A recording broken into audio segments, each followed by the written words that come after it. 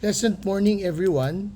This is a talk further to the invitation on the Supreme Court Committee on Access to Justice for the Underserved, entitled Reimagine the Art of Legal Empowerment. And I do believe that the most underserved of them all is no other than Mother Earth. It's an honor and a duty and further to nation building to be here to share about climate change and perform that duty in pursuit of what I said as nation building and what we as lawyers can do as environmental stewards. Next slide. The world is at peril. Dry lakes in Europe, no river water in Yangtze, China, city eradicating typhoons in the Philippines. Industry has bloomed beyond what we can imagine, and its continual rise and its path spell danger for Mother Earth and its people if we don't course correct or change our ways.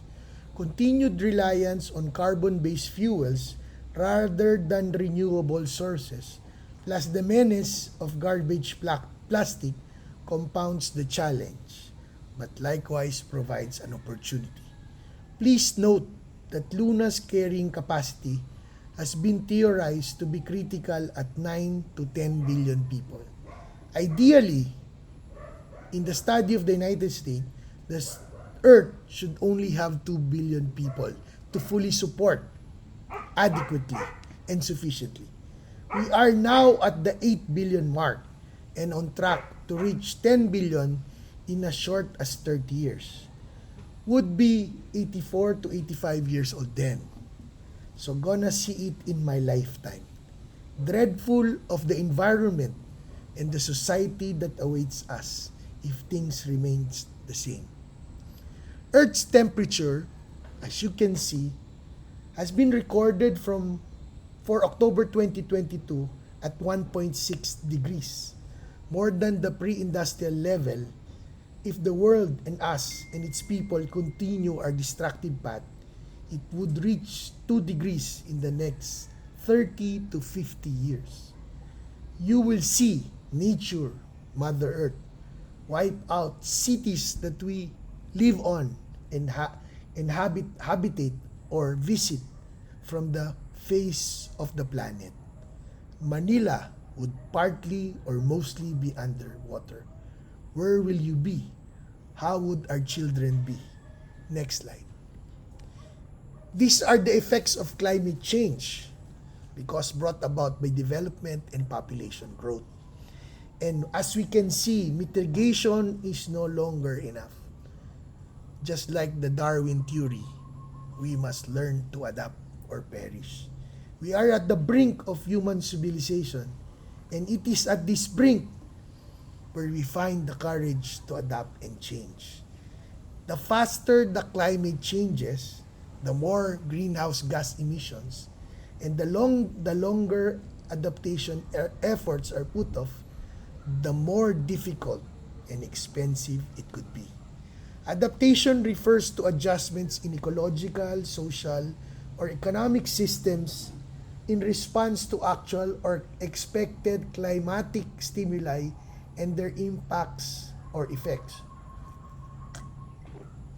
It refers to changes in processes, practices, and structures to moderate potential damages or to benefit from opportunities associated with climate change.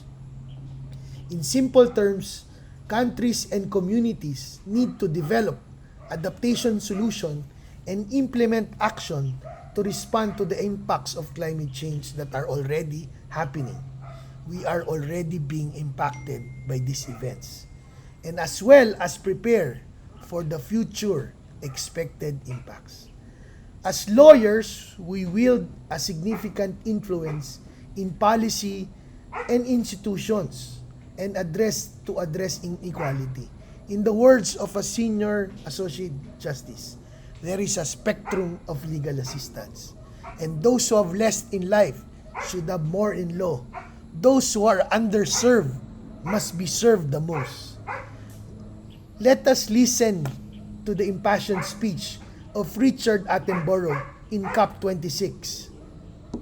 in less than 10 minutes, he will depict where we are now, and where we are headed. Two paths. One that would need us to adapt, and one that would continue our ways, that would lead to danger.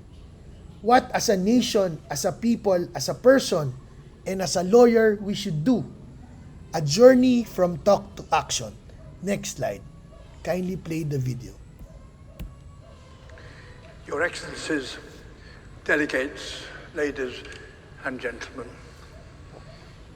as you spend the next 2 weeks debating, negotiating, persuading, and compromising, as you surely must, it's easy to forget that ultimately the emergency climate comes down to a single number: the concentration of carbon in our atmosphere.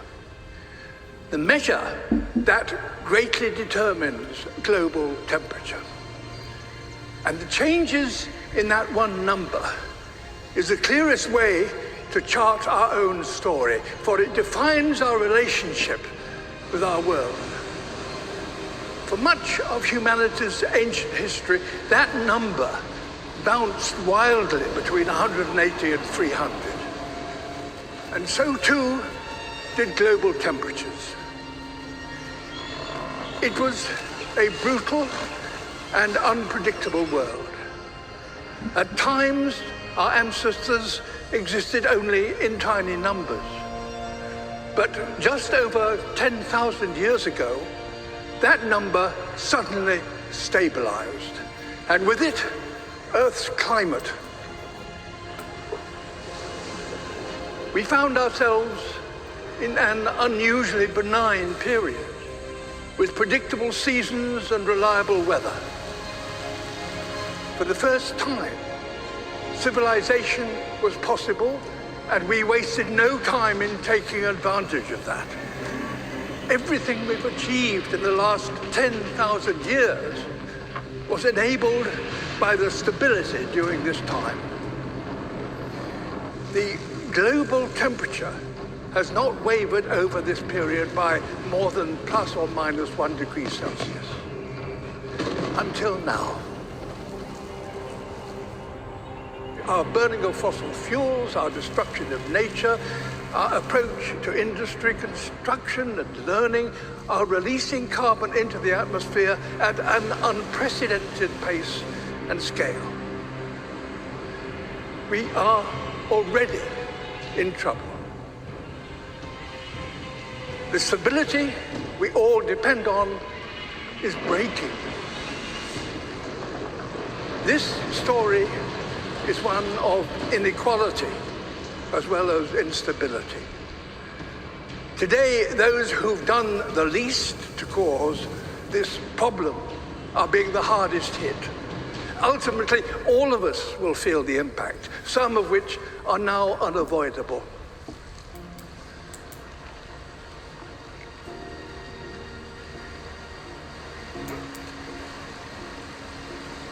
My world is melting. You think you have control, we actually have no control.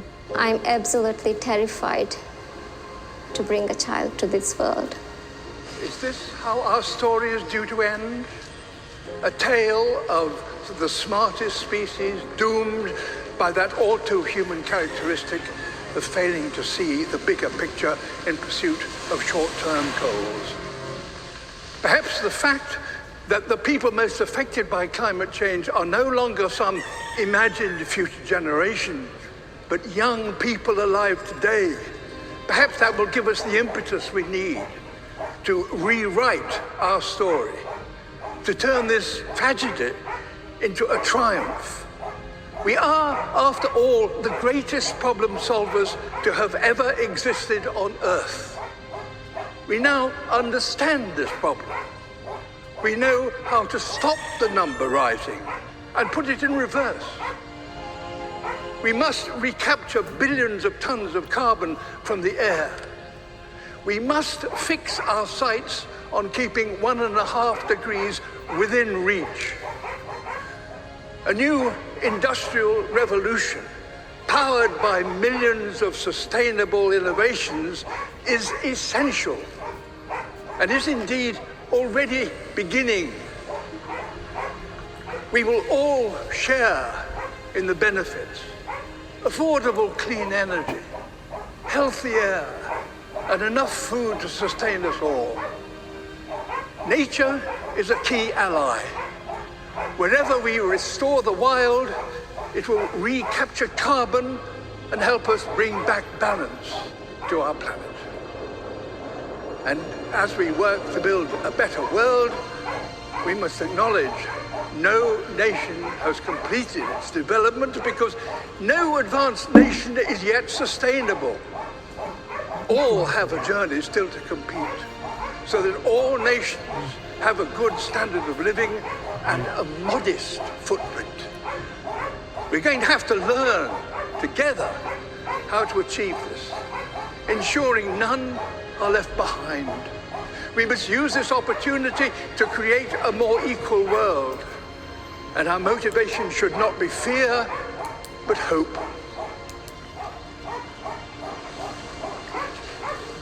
Can we fix climate problem in one generation? My answer would be yes, we have to. We need to not just to talk about what we can do, but to do what we can. This is a challenge that we should try to solve in a quick way with a long-term vision. It comes down to this: the people alive now, the generation to come, will look at this conference and consider one thing. Did that number stop rising and start to drop as a result of commitments made here? There's every reason to believe that the answer can be yes. If, working apart, we are force powerful enough to destabilize our planet, surely working together, we are powerful enough to save it. In my lifetime, I've witnessed a terrible decline. In yours, you could and should witness a wonderful recovery. That desperate hope, ladies and gentlemen, delegates, excellency, is why the world is looking to you and why you are here. Thank you. Okay. In the words of Richard Attenborough, apart, we are powerful enough to destabilize and destroy. But together, we can save and restore. Together, to get there is key, based on hope, not on fear. The bayang magiliw that we live in. The Philippines is the third most vulnerable country to climate change, according to the 2017 World Risk Index. But in only 4 short years, we are now number 1. The World Risk Index 2022, which was released in September, ranked the Philippines first in the risk among 193 countries worldwide. It represents 99% of the global population. India and Indonesia rank second and third, followed by Colombia and Mexico. The index covers risk from earthquakes, hurricanes, typhoons, floods, drought, sea level rise, tsunamis, and conflict. Next slide. Impacts on climate change in the Philippines are immense, as you can see from the screen. This is circa 2016, and I'm sure it has increased. It includes annual losses in gross domestic product, changes in rainfall patterns and distribution, droughts, threats to biodiversity, food security, sea level rise, public health risk, and endangerment of vulnerable groups, especially the indigenous people and the women. These concepts have malapit sa bituka consequences. Higher rainfall triggers wastewater contamination, and the surge of diseases like cholera. Sorry. One need not only look at the recent reports of the outbreaks in the eastern and western Visayas, as well as the Bicol region, to know this is true and factual. Super typhoons destroy agriculture, not only threatening food security but also civil unrest. We are at a precarious stage. It's not nice to be number one, but we are number one. Next slide, please. To course correct, major environmental laws have been issued in the Philippines, as you can see from the screen, starting from climate change all the way to the use of the wharfs, as well as, more importantly, is the Environmental Awareness and Education Act. These environmental laws protect the environment, create rules for how people can use natural resources, and provide a venue where we can contribute to the protection of Mother Earth. It regulates air quality, water quality, and waste management. Indeed, it's no exaggeration to say that the way these laws are written and enforced directly impact the air we breathe and the water we drink. Next slide. As you can see, number one is the Environmental Awareness and Education Act. There is the Solid Waste Management, Climate Change Act, Philippine Clean Water Act. Next slide. And this Philippine Clean Air Act. These laws are very easy to know because we as lawyers, these are our core competence. I would leave it up to your best judgment to look at these laws. But I would like to discuss more in detail the concept of environmental stewardship and also the extender producer's responsibility, which primarily refers to plastic waste. Next slide. The key takeoff of this sharing today is a call for action from the lawyers that we are to become stewards of Luna, our client, our pro bono client. Stewardship is the careful, responsible management of something entrusted to one's care. And a step further, pursue, promote, and propagate environmental stewardship.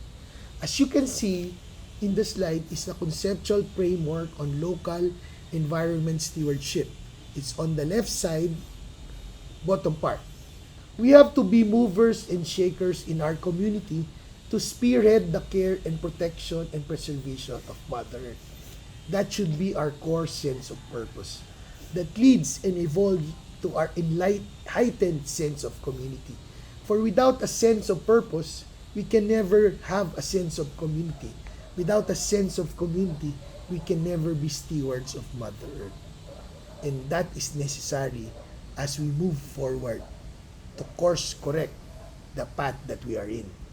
There are three kinds of environmental stewards. There are the doers, the donors, and the engaged stewards, the practitioners. Doers, you can see from the right portion, upper part. No? Doers are people who are active in the environmental aid, like those who participate in ocean cleanup, provide sit-ins and discussion to people that should know more about this, and also pursue and more than that is to engage the community to take more positive action. These are the doers. The donors are those who support financially. Institutional benefactors, typically from government agencies and private foundations, like the so-called green financing. No?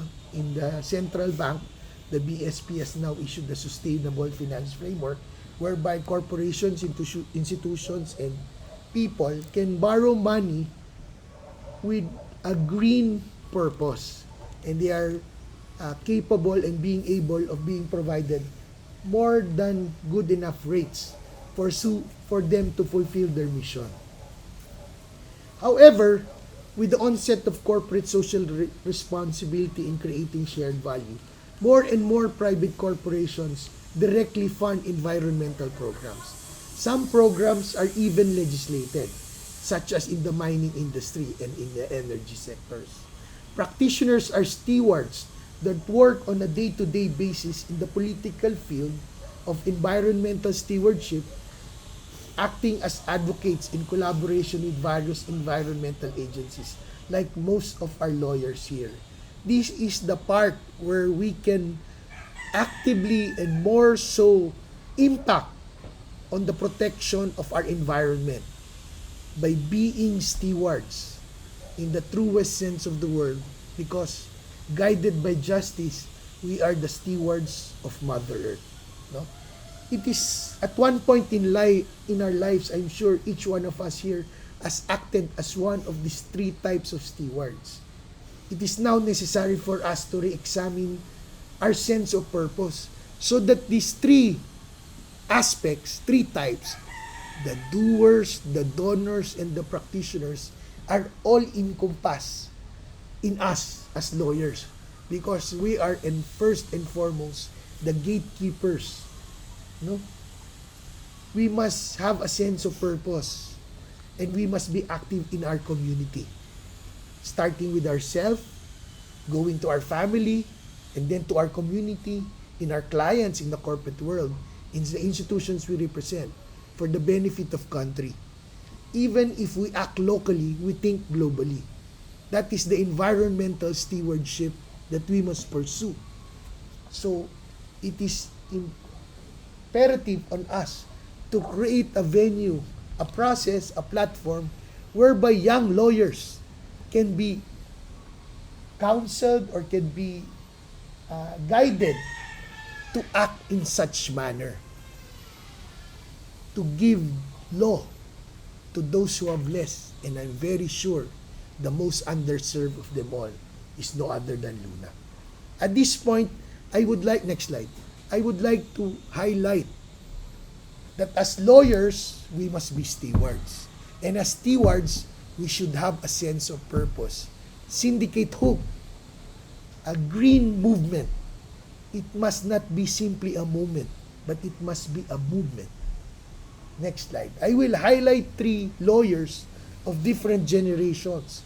One young, one middle-aged, and one that has gone ahead, but who represents the best in us. From talk to action, lawyers, advocates for the environment.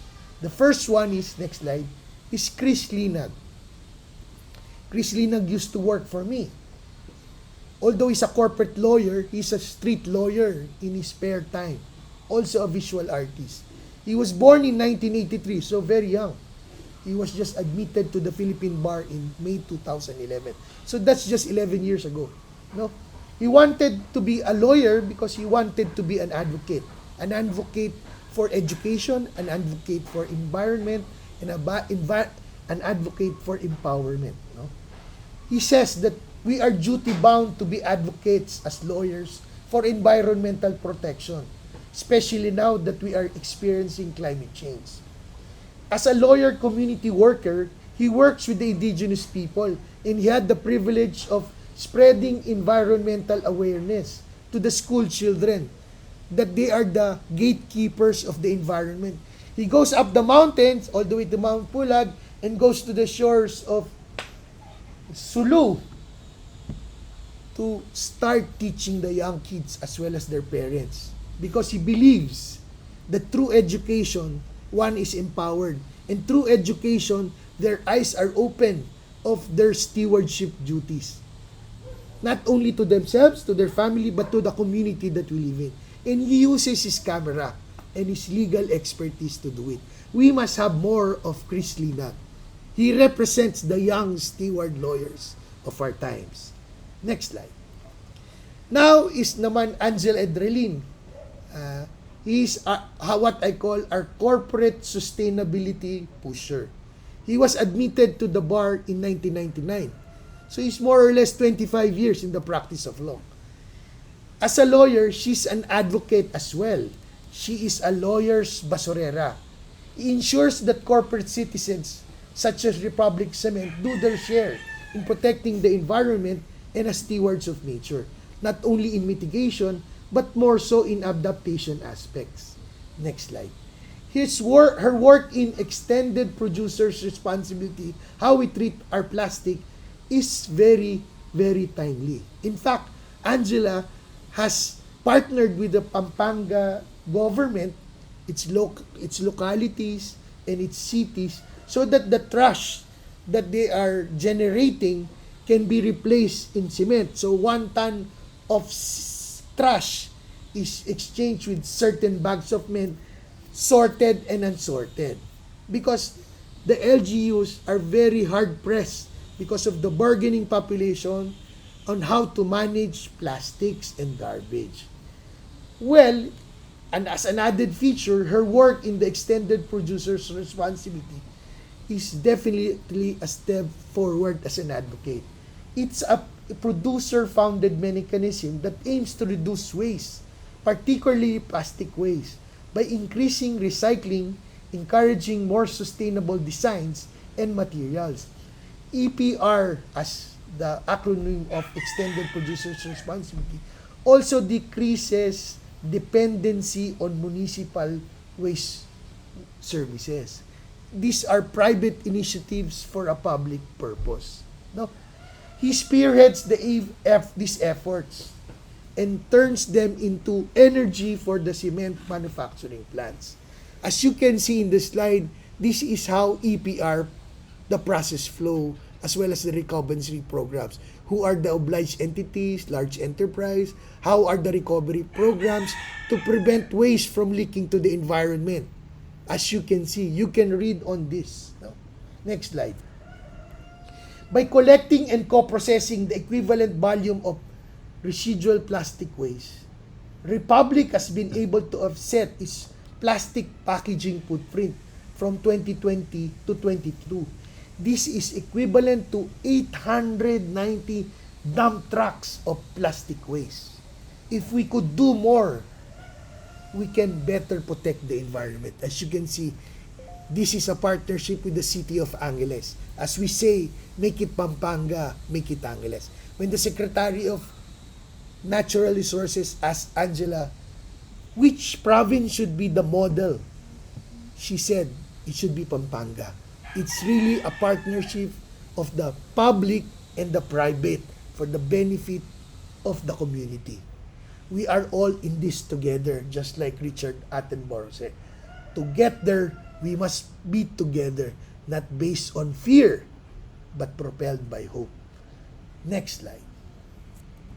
This is the beacon that I was talking about.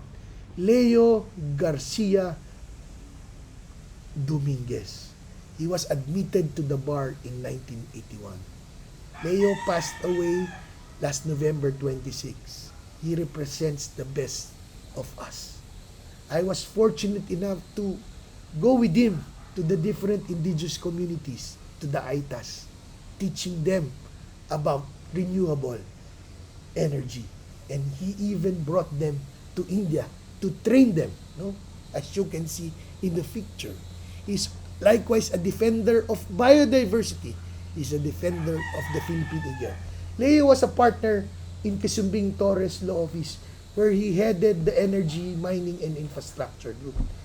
But despite his title, he was really also a street lawyer, an advocate of environmental stewardship. He was a key contributor in drafting the Philippine Mining Act so that corporations, by virtue of their social license, will pursue, promote, preserve the environment because they were given a site. They should give back a sustainable community.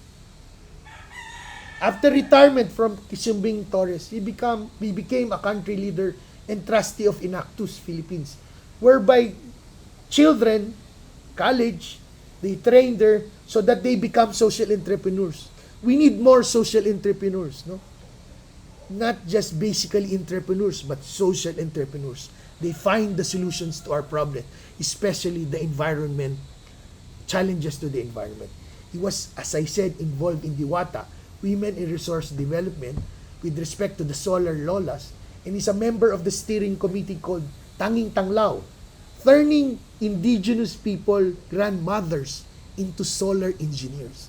Where the road ends, where the streets have no names, there you can see Leo in his Land Rover teaching the children as young as 5 to grandmothers about the care for the environment. Because in his view, in his heart, educating and empowering the indigenous peoples are very essential to where we are because they are the first Filipinos. We should take care of them because they know also how to take care of Mother Earth. We just have to introduce them to new ways, no? Without impairing their culture, no? Because we must take care of Mother Earth for the generation to come, in his words. He was also an advocate of planting bamboo as a means of creating livelihood projects and greening the environment. And throughout the years, he has collected advertising tarps, plastics, so that this can be reused, this can be recycled, reused, and repurposed through the Land Rover Club of the Philippines as temporary shelters for victims of natural resources. Leo was the best of us. And as I said, we will not talk about how he passed away, but we will celebrate his life and continue with his passion. He's a beacon. He is an epitome of the Ateneo Law education, men in service of others. May we find inspiration in guidance in what they do, from talk to action, the journey of environmental stewardship. As lawyers and as stewards of Luna, next slide, as a parting shot, next slide, I'm sharing to you a clip of the remake movie of the 1954 to the 1980s entitled The Day the Earth Stood Still. For we are at the brink and it's no longer a joke. Kindly play. I have so many questions to ask you.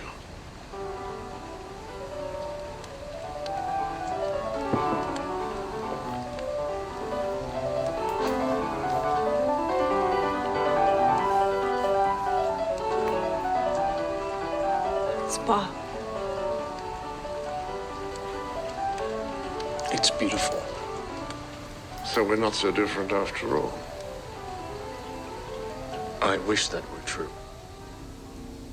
But there must be alternatives. You must have some technology that could solve our problem. Your problem is not technology. The problem is you. You lack the will to change. Then help us change. I cannot change your nature. You treat the world as you treat each other. But every civilization reaches a crisis point eventually. Most of them don't make it. Yours did? How? Our sun was dying. We had to evolve in order to survive. So it was only when your world was threatened with destruction that you became what you are now. Yes. Well, that's where we are. You say we're on the brink of destruction, and you're right. But it's only on the brink that people find the will to change. Only at the precipice do we evolve. This is our moment. Don't take it from us. We're close to an answer.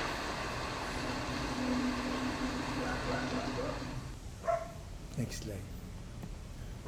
As Richard Attenborough said, to get apart, we are a force enough to destabilize the world. But together, we are a force enough, good enough to restore and save it. Isang karangalan, isang katungkulan, isang kabayanihan. Karangalan, nakibahagi ngayon sa inyo, sa aking mga kapwa abogado, kaharap ang maestrado ng kataas-taasang hukuman ng Pilipinas at ng Integrated Bar of the Philippines sa usaping mainat sa mga panahon ngayon. Itong katungkulan na ito na pangalagaan ang inang kalikasan ay katungkulan ng bawat isa sa atin, lalo na tayong mga abogado. At nasa ating kamay na protektahan at pangalagaan ang kinabukasan. Hindi lang para sa ating sarili, para sa ating pamilya, para sa ating komunidad, ngunit para sa henerasyon na darating pa. Kaya inikayat ko po kayo na siguraduhin natin ang karapatan ni Luna. Palawigin natin ang kanyang kapakanan. Gumawa tayo ng plataporma at proseso upang lalo siyang matulungan. Di lang para sa atin, pang sarili, para sa pamilya, ngunit para sa komunidad at para sa lupang hinirang. Let us be steward lawyers. At pag ginawa natin yan, yan ang tunay na kabayanihan. Kaya kapwa ko mga abogado, sabi nga ni Abraham Lincoln, the best way to predict the future is to create it. Let's do it. We are stewards of this environment. We are the gatekeepers of lupang hinirang. Maraming salamat sa inyong lahat.